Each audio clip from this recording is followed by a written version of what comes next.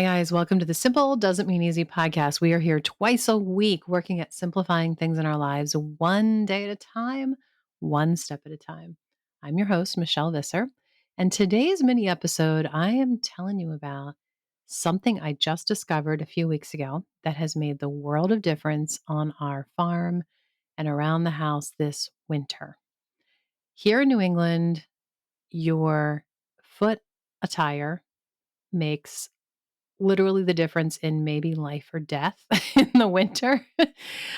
Things can get very icy. Even worse, you can get a thin layer of snow that falls on top of ice, and you don't even know where the ice is. So, this time of year, I don't go anywhere around the farm without some sort of cleats on my boots. So, if you live in a winter snowy area, this is something I wanted to tell you about. Over on Instagram, I mentioned this a few weeks ago, and people were so interested and wanted to know more about it. So I thought this was a great thing to tell you about here. Okay. I used to wear something called yak tracks. I think that's what they're called. YAK tracks. And they're kind of this little like slinky wire going around plastic, and you can slip them on your whatever shoes you're wearing. It doesn't have to be boots, it can be tennis shoes. And you just stretch them and slip them over the bottom of your shoe, and it gives you this traction. But I've gone through 3 pairs of those in maybe 4 years now because they're just not that sturdy. Maybe I'm hard on them, I guess, but I mean, I don't know. I feel like they should last better than that. And the little wire is a thin wire and it wears out and breaks. And the plastic sometimes will break. And I'll wear them half broken. They still kind of work, but then I got to replace them. So this last time that I went to replace them, I decided to try something different. I was just shopping around online and I found these that I love.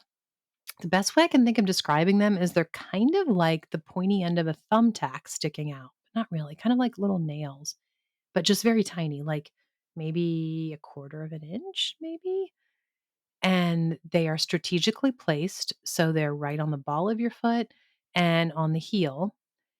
And they slip on just like the yak tracks do, but they're sturdier. They're not the thin, tiny pieces of plastic that you stretch on with the yak's tracks. They're just much thicker. So I think I've only used them a few weeks now, but I think they're going to last a lot longer. I'll have to keep you guys posted.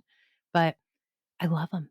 And I really, really like these little tiny pieces of metal. They give me more traction than that curly spiral thing did, even though the spiral thing was all over your foot. These are strategically placed. And I kind of thought they were too tiny at first. I thought, are they going to work when I have 3 inches or 6 inches of snow on top of ice? Like, are they going to get all junked up with the snow? They don't. And we've had different kinds of snow. We've had the really wet snow and the more dry snow, and I've used it through all the different kinds, and nothing has gotten balled up under my shoes. So I'm really, really impressed. So go to solelyrested.com/winter if you want to see what I'm talking about. I do have another pair of ice cleats that I also highly recommend, especially when sugar season rolls around and we have a lot more ice, not so much snow, but a whole lot of ice, especially out in the sugar bush. I will wear the more heavy duty cleats, and you'll see at this page, solelyrested.com/winter, that they're like maybe an inch long, half an inch to an inch long, kind of triangle, metal triangles. And it's wire holding them, not wire, chain holding them together instead of plastic. You still slip them on, there's still plastic around your shoe, but holding together these intense cleats is a chain all over the bottom of your foot. So those are much more intense.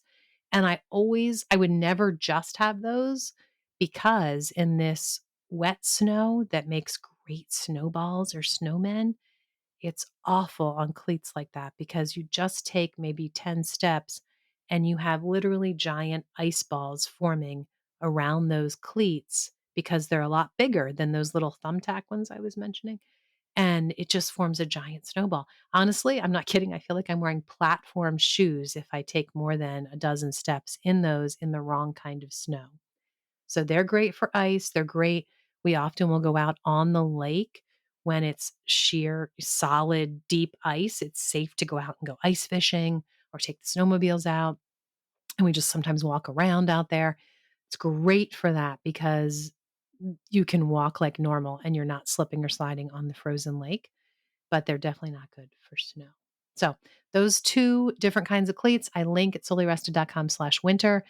Go check them out if you're in the market and need something like that. Otherwise, I hope that you found this interesting. If you live down in Florida, now you've had a little glimpse into life in winter in New England.